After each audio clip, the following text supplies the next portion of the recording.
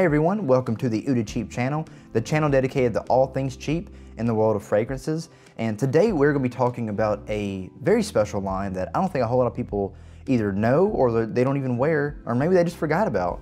And that line is from the house of Antonio Puig, and that is Quorum. Now, Quorum is a line of fragrances from this house that only consists of 3 fragrances, and that is the original Quorum, Aqua Quorum, and Quorum Silver. You may have heard of these, you may have seen these around, you may not have known about them, but today we're going to take a deep dive about them and tell you what they're about, what they smell like, and whether I recommend them or not. So let's go into it. We're going to start off with the first of the Quorum line, and that is the original Quorum, just regular Quorum. Now, this fragrance is very woody, very aromatic, and very mossy with a little bit of citrus. It came out in 1981, right out of the 70s trend where you have a lot of oak moss, a lot of lavender, a lot of leather and tobacco, so it is very heavy in this, okay? Let's go through the note breakdown real quick and you'll see what I mean on it. The top notes: Artemisia, you have caraway, you have lemon, you have bergamot, and grapefruit. So you have a lot of the citrus top notes, a little bit fruity, but it is quickly overtaken by the middle notes, which are pine tree, sandalwood, patchouli, carnation, cyclamen, jasmine, and you have the base notes as oak moss, tobacco, leather, and amber. The 4 OG notes that you have almost in every 70s and 80s fougere, woody, aromatic fragrance. You definitely get on that dry down. It is very heavy. Of course, the note breakdown is very complex because you're looking at an 80s fragrance. In the 70s and 80s, and even going into the 90s, you had very complex note breakdowns where they threw just everything in there, hoping that people would smell something. You might not smell half of the notes, just whichever one's the strongest, but nonetheless, you're getting it all in there anyway. And one thing that I like to go through too is to look at the perfumers that help to go into making and creating these fragrances, because it gives you an idea of things that they were looking for and their creative personality and how they make things. So the first perfumer we have on the list that helped create Quorum, the original, is Carlos Benaim. He's attributed to helping to create some iconic fragrances like Icon by Dunhill, Eternity for Men by CK, Euphoria Men by CK, Herrera for Men, and Aqua Herrera by Carolina Herrera. And the next fragrance line that he helped to make, you're going to find very similar to this, which is Polo Green by Ralph Lauren. Yes, he helped to create Polo Green. And when you smell this, you're going to say, oh my word, that smells very similar. Now I get it. And when I smelled it, I was like, man, why does it smell like so familiar to something? I was like, oh, wait a minute, it's Polo Green. And you're also going to see this smells very similar to the original Paco Rabanne. And to me, it smells very similar to Aramis by Aramis, which is a fragrance that is very near and dear to my heart, and I'll get into that in a later video, but I love that old school smell. It just brings back so many memories to me. Carlos Benaim helped to do Polo Green by Ralph Lauren, as well as Polo Blue and all of his flankers. And he also did Polo Supreme Cashmere and Supreme Oud. So this guy has a great resume on making fragrances, very well known. The second perfumer that helped to create this was Max, I guess it's a Gavardi, who helped to make Masculine by Dolce & Gabbana, which is a very, as the name says, a very masculine fragrance. And then the third perfumer who helped to create Quorum is Rosendo Mateu, who helped to create Aqua Brava by Antonio Puig.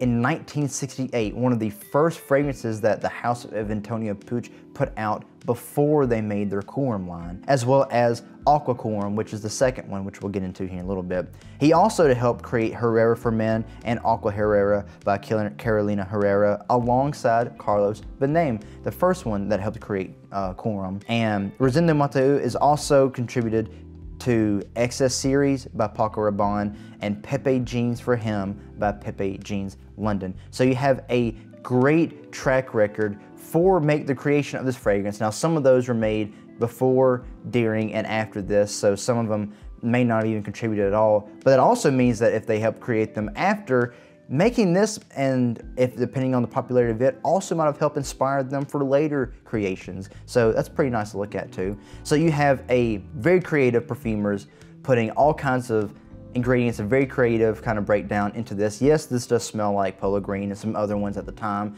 And yes, it's inspired by them and because the perfumers helped create the same things, but it's also pretty unique on its own too. It has somewhat of a different breakdown. This is definitely more of a fall time and a winter time fragrance. I would not try to do this in the spring and summertime, otherwise you're gonna be drowning some people, because even though this is very cheap, and even though it's an old school fragrance, the performance on this is absolutely incredible. There's rumors going around that the Quorum has been reformulated since the early days when it was made. So some people debate whether or not it's weaker now than it was then or whatnot. But I can't imagine this being any weaker. If the original was stronger than this, then I can imagine, because this thing is a powerhouse. It is very, very strong. It will last forever. I've sprayed this thing on and even washed my hands and washed my body with it and could still smell it. This thing is very, very strong, but it's a very masculine fragrance and it is very old school. So if you're not comfortable with the old school kind of smells, if you don't think that's your style, then definitely stay away from this. But if you dress the part and you're in the right situation, the right season, and you have the right mature attitude that could carry this, this is definitely worth buying for you then. So the original Quorum, really love it. Very woody, aromatic, very heavy and old school, but definitely a good buy for the fall and winter time. The next one we're gonna be talking about is the second release in the Quorum line, which is Aqua Quorum. So now this is made in 1994. You're going along with all the aquatic freshies that are being made at the time. You got CK, you got Cool Water and Davidoff, and you got all these other aquatic ones. People are trying to lighten things up, trying to make things a little more easy to appeal, easy to please. And so you get this one coming out with this one, trying to keep their same DNA and their same personality, is now putting that into a freshie called Aqua Quorum. So as the name implies, this is a very aquatic, heavy on lavender, heavy, a little bit of a fresh, spicy, aromatic, a little more heavy on the citrus kind of smell. So it's more of a summertime, more of a springtime, daytime kind of scent. But the dry down on it is still very mature. So you're keeping the same Quorum DNA especially on that dry down, but you're making it fresher. Let's go on that note breakdown real quick and you'll see what I mean with how they change this a little bit. On the top notes, you have lavender and freesia.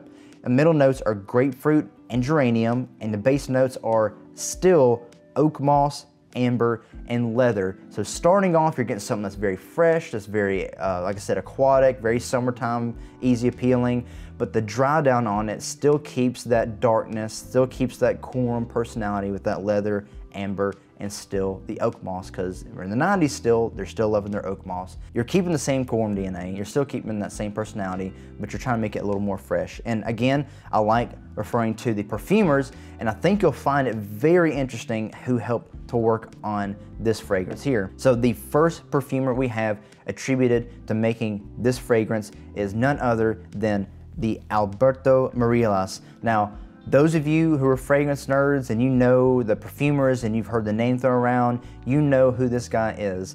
A very, very well-known perfumer, very, very well-known to making very easy appealing, but yet very easy to sell fragrances. Let's go through the list of things he's done real quick. Colonia Intensa by Acqua di Parma, Bulgari's Men line, all of the Bulgari's Men line, he's attributed something to each of them. CK1 line, so he worked right alongside Carlos Benaim and doing a lot of the CK1 stuff. But you also have him making Light Blue Eau Intense by Dolce & Gabbana, which is, as you all fragrance collectors know, a very easy to please, easy to wear, summertime, springtime fragrance, very aquatic, very beach going, very oceanic. And those of you who are big YouTube fragrance lovers, you know who Jeremy Fragrance is, and you know that he bragged and bragged and was so happy that Alberto Morillas helped him to make his fragrance one line. Yes, Alberto Morillas helped to make the Jeremy Fragrance line, which, by the way, I haven't smelled it personally, but I've heard a lot of stuff good about it. A lot of people say it's really nice. So, and I don't doubt it, coming from such a veteran perfumer and such a creative person. And you have him also making all of the Acqua di Gio lineup. Yes, that's including Acqua di Gio, the original, Acqua di Gio Profondo, Profumo, Essenzi, the Eau de Parfum, and even Absolute. All of those Acqua di Gios, which I think the original Acqua di Gio came out in the 90s, if I'm not mistaken. He also helped to make Tommy by Tommy Hilfiger, which is a big 90s hit, and I think it can still be pulled off now, by the way, especially by younger guys. He also helped to make Versace Pour Homme, the original, and Versace Pour Homme Dylan Blue, which is a big, youthful, and scentsy blue fragrance. Easy to wear, wonderful one, and it's also pretty cheap. So the first one, right off the bat, Alberto Morales, veteran, blue, fresh fragrance maker, helping to make this as well. So it's got a pretty good track record on it already by itself. The second perfumer we have to contribute is Harry Fremont, who also helped to make the CK1 line, along with Alberto Morales and some with Carlos Benem. You have Michael Kors for men, he helped make that one. He also helped to make Polo Sport by Ralph Lauren, and he helped to make Grey Vetiver by Tom Ford. And then the last perfumer is, of course, Rosendo Matteo, who helped to make the first Quorum as well. So you have a revisiting perfumer helping to continue on that DNA from the first to the second one. So Aqua Quorum, even just by itself, you can see a great track record, a lot of creativity and inspiration poured into it from the ones that made it. But yeah, the note breakdown is very simplified, but it is still a powerful performer. I'll spray this on church clothes. It was very fresh. After a while, it seemed like I couldn't smell it, but then a week later, got that same suit or that same shirt and could still smell that leather amber dry down on it. And so this thing lasts a good while. First one, you have very woody, very piney, very oak moss, old school. And the second one, you have that same DNA, but freshened up, simplified the note breakdown, made it more appropriate for summertime, but it is still a masculine, mature scent, especially on that dry down that keeps all that leather, oak moss, and amber. And now the last one of the Quorum line, the one that came out in 2005, which is the most recent, you have Quorum Silver, okay? So you have something that's very woody, very spicy, especially warm spicy, along with some fresh spicy, and very citrusy, especially on that top opening. And you'll see what I mean when we get to the note breakdown. So even though this is almost a full 20 years old, it's still considered more modern than the other two. So you have it almost a full 10 years after the second one, and over 20 years after the first one. But in comparison, it's definitely taken on a more light, bright, easier to wear modern style fragrance while still keeping some of that Quorum personality in. So let's go on the note breakdown real quick, and you'll see what I mean when I start explaining it. The top notes, you have ginger, which is a very unique note, lavender, cardamom, bergamot, and mandarin orange. So between that ginger, bergamot, and mandarin orange, you're definitely getting something that's very citrusy, very zingy and zesty. It almost smells sparkly to me. On the middle notes, you have nutmeg, which is a unique note too, pink pepper, and cinnamon. So in that middle note, you're starting to get those spices coming out. You're starting to get some warmth coming out into it. And that yields into helping the bottom notes come out, which are Virginia, cedar, Gaiac wood, which is a unique note, amber, and patchouli. Just by the description of this, you can guess this is probably more suited for springtime and fall time during the day. I don't think it'd be very good at night unless you give it time to dry down a good bit, but definitely in the daytime. You could pull it off in the summertime, but the spiciness and the warmness of it might not go over so well depending on your skin and how it projects. Definitely better in the spring and fall time. In the spring when cool weather's still there, but yet the green is starting to come out for summer, or fall time whenever the warm is leaving and the cooler weather starts to come back in. It allows more for that fresh spiciness to come in. So you know how I like to talk about the perfumers to give better context as to why the fragrances may smell the way they do, and they also give some history behind it. So it turns out the original three perfumers that helped to work on the original Quorum in 1981 came back together almost a full 20 years after to make Quorum Silver. So you have Carlos Benem, Max Gavry, and Rosendo Matteo come back together and modernize the Quorum DNA and make it where it's a little more appealing. So even though Quorum Silver came out in 2005, some people might still consider scents from that time a little old school in comparison to how things develop more modern now, but I still think it can still be pulled off. But do be aware, all these fragrances, even though they are cheap, are very powerful performers, but yet they are old school. They still have that kind of vibe about them. So if you like that kind of stuff, these are perfect for you. Now, I picked these up for $15 each at FragranceNet, and you could probably still find them around the same price out at Ross or at TJ Maxx or at other discount places.